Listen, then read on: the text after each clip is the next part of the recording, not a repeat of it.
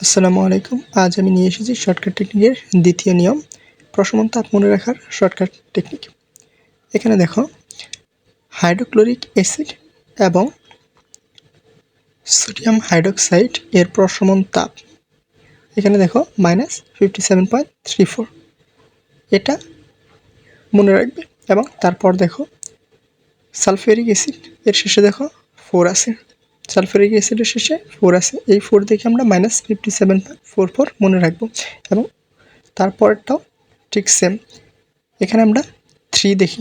Nitric অ্যাসিডের মধ্যে আমরা 3 দেখে মনে রাখবো। নাইট্রিক অ্যাসিড এবং সোডিয়াম হাইড্রোক্সাইডের প্রশমন তাপ হচ্ছে -57.35। এবং হাইড্রোক্লোরিক অ্যাসিড এবং পটাশিয়াম হাইড্রোক্সাইড, দেখো পটাশিয়াম হাইড্রোক্সাইড এবং সোডিয়াম হাইড্রোক্সাইড পাল্টে গেছে, তাই এখানে আমরা এই 4-3কে উল্টিয়ে দেবো, মানে এর মান হবে -57.43।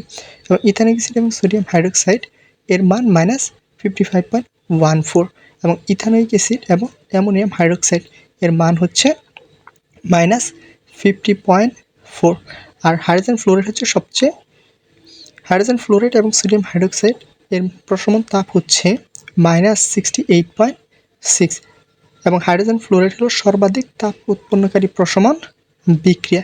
এভাবে আমরা প্রশমন তাপ বিক্রিয়াকে মনে রাখতে পারবো।